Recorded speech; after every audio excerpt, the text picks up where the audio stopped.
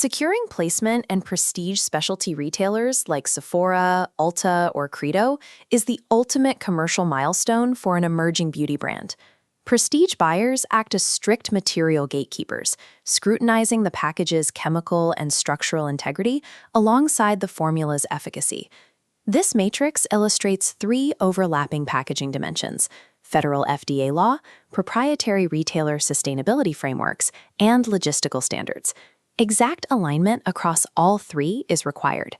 Designing for aesthetics first, then adapting for FDA compliance, and retrofitting for sustainability guarantees conflict. The product inevitably misses the target. The successful alternative is called the compliance stack.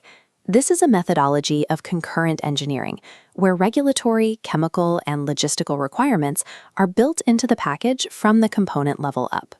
Solving for all constraints simultaneously prevents a brand from discovering a material ban violation during onboarding, completely avoiding costly tooling redesigns and vendor rejections. Here is the base layer, a 3D CAD model. Before branding, this geometry must satisfy federal law. The principal display panel dictates specific geometry. The product identity and net quantity must sit in the lower third, with U.S. customary units placed above metric equivalents.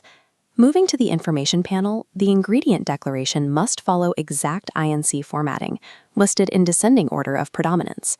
This typographical layout comparison illustrates a common failure point for European brands entering the U.S. market. The EU label on the left lists ingredients by INC name, but omits the subcategory specificity required by the FDA.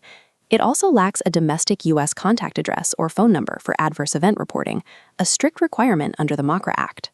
Certain formulations trigger entirely separate formatting rules. Aerosols and flammables, over-the-counter drugs like sunscreens, require specialized warning statements that consume significant label real estate. A perfectly formulated luxury serum remains legally invisible and unsellable in the United States without this foundational federal architecture in place. Once the printed text satisfies federal regulators, the focus shifts to the physical chemistry of the components themselves. Retailer programs evaluate material safety at a molecular level. In December 2025, Sephora expanded its clean program from formulation ingredients to packaging materials, restricting 4 specific chemical categories. This X-ray view highlights the first restriction: halogenous compounds. The internal spring liner, typically coated in PTFE or PFAS, is swapped for verified alternatives. Moving to the closure, standard polycarbonate caps are prohibited, replaced by PET, HDPE, or PP resins. The guidelines also ban silver salts, an antimicrobial additive frequently used to extend the shelf life of active packaging formats. Finally, the secondary carton cannot be printed with mineral oil-based inks. Brands must transition to UV-cured or water-based ink systems. Proving compliance requires rigorous documentation, like this supply chain MSDS mockup. Brands must secure a material safety data sheet for every single subcomponent, verifying PFAS-free and bisphenol-free status in writing. Discovering a restricted material during retailer onboarding forces a complete halt to the supply chain to resource components. The next layer of the stack translates sustainability from chemical safety to physical weight and circularity metrics. This interface simulates Ulta Beauty's Conscious Beauty standard.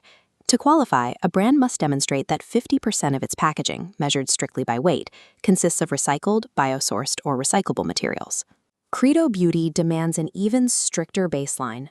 Any new brand entering their boutiques must use a minimum of 50% post-consumer recycled, or PCR, material across its entire packaging portfolio.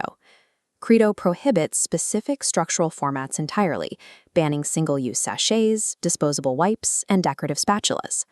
Sephora's Planet Aware program sets exact thresholds. As the visualizer splits, plastic components must reach 30% PCR content, while glass jars require 20%. Every plastic component must also feature physically molded resin identification codes to facilitate consumer recycling pathways. Vague claims like eco-friendly violate FTC green guides. Retailers expect specific, substantiated language, requiring third-party verification like a how-to-recycle label. Submitting virgin plastic packaging to a prestige buyer without a math-backed PCR transition plan immediately disqualifies a brand from top-tier retailer support. The final layer of the stack ensures the product can actually move through an automated supply chain. Every individual sellable unit requires a scannable UPC-A barcode sourced directly from GS1 US. GTN numbers purchased from unauthorized third-party resellers fail the electronic data interchange systems during vendor onboarding. This schematic outlines the requirements for distribution centers. Master shipping cartons must carry a specifically formatted GS1-128 label to survive automated receiving. Physical aesthetics often destroy operational data. Here, a laser attempts to scan a barcode on a highly curved frosted glass bottle. The surface scatters the light, the code fails to register, and the product cannot be scanned at checkout. Professional channels like Sally Beauty introduce further logistical markers, requiring mandatory for professional use only declarations and strict minimum shelf life margins upon receipt. Without physical scannability testing on production-grade materials, a perfectly compliant product will sit quarantined at the warehouse dock. We can now see the fully assembled compliance stack. MOCRA requirements, PFAS-free chemistry, PCR thresholds, and GS1 data are completely embedded into the final product. This dense matrix of technical data sits invisibly beneath the minimalist, premium aesthetic demanded by luxury curators like Bluemercury and Space NK. Treating these compliance requirements as a checklist to be completed after the design phase carries severe financial consequences. Modifying physical tooling mid-production to add a required resin ID code or swap a non-compliant pump mechanism inflates unit costs and delays retail launches by months. Concurrent engineering addresses the regulator, the retailer, and the logistics network simultaneously at the initial structural sketch phase. Engineered correctly from first principles, specialty retail packaging operates as a strategic commercial asset, securing its place on the shelf before a buyer ever opens the formula.